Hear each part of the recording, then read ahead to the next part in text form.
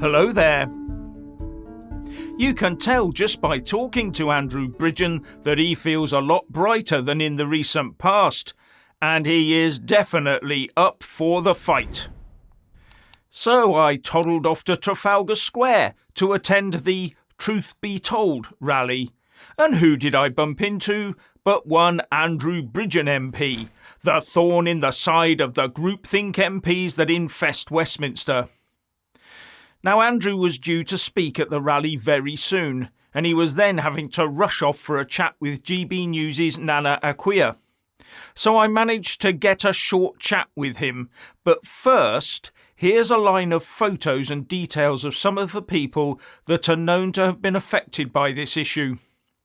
And I have to point out that much of what was said at the rally was unsuitable for airing, given our electronic overlords, the ghosts in the system. So I can't show you much of that at all, if any. There was, as you can imagine, a lot of words and phrases that I cannot repeat. And they're not swear words either, and I bet you can imagine what they are.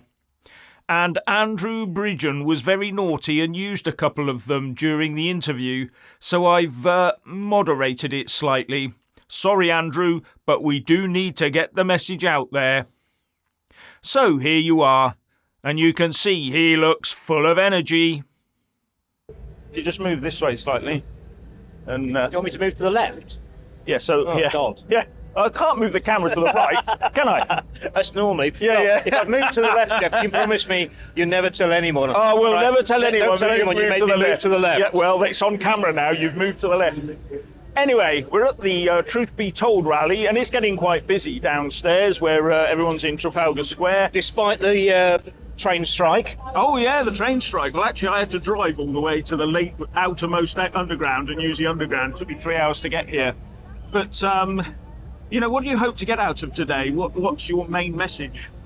Well, the main message is that the truth be told, this is not I think it's the third event that I've been to, is that there's a lot of the truth that people aren't being told. I've tried to open people's eyes to what's going on in Parliament, and if I'm not allowed, everyone knows what's been done to me. I've been cancelled, kicked out the party, and that's in the mother of all parliaments. If they can do that to a member of Parliament, what could they do to an average individual? What will they do if these extra powers all go through? It's really quite frightening. What I would say is that we're looking at the lions in Trafalgar Square. Oh, yes. The truth is like a lion. Yeah. I don't have to protect it. It can look after itself. Yeah. All we have to do is set it free. Absolutely. I couldn't agree more. And being part of this whole thing, for me, there's so many different facets of this almost rebellion of normalcy. We want to push back against all this imposed idiocy that's coming around. And that's why I'm going to ask you about this particular thing here, the paperclip. Tell us about that. Yes, well, I've been wearing a paperclip for the last few weeks because I actually had the pleasure of speaking in an event in Stavanger in Norway 3 weeks ago, this weekend, talking about arms. Amazing conference with lots of people from Scandinavia and Europe there, and of course it was all in English. Oh, yeah. Helps. Yeah. And at the end of the event, they reminded us that the paperclip was invented in Norway, and during the German occupation, Norwegians used to wear a paperclip, and it's now an international sign of resistance to oppression. Yeah. And they gave me the honorary paperclip, made me an honorary member of their resistance, said they haven't got any members of their parliament willing to speak out, so I'm speaking for them too. Excellent. So I would say to everybody, go out and get a rather large paperclip and send the message. Why not? Yeah. The Paperclip Rebellion. Paperclip Rebellion. Now, the other thing I wanted to ask you about is I remember when you went back into the chamber, crossed the floor, and it to become the Reclaim Party's first ever Member of Parliament, which must have Lawrence Fox jumping through to the moon and all the rest of it. You looked very pleased when you gave your press conference. But when you went over there, you went and sat in Ed Davies' seat. Now, you're not telling me that's an accident, are you? Well, I was going to upset somebody. I was thinking about taking the seat one back, which would be on the DUP bench, which I'd have felt quite comfortable with my colleagues from the DUP. However, it was Northern Ireland questions, and obviously before PMQs, and obviously they need to be involved in that. So I thought, no, I'm going to rain on Ed Davies' parade. He hadn't put a card in, he's lazy, so at 8 o'clock I went and put that card straight in there. And once I put that card in at 8 o'clock, he couldn't have the seat. As long as I turned up for prayers, and he tried to come up with something about all the minor parties, we have a deal, and it's my PMQ, and I listened to him and ignored him, just like the electorate always should to the Lib Dems. Oh, well, that's a good story. No, it's just that the Lib Dems just send different messages wherever they go anyway. Well, they've got different policies for different sides of the street, haven't they? Yeah, exactly, yeah. And for different sides of the EU, different sides of...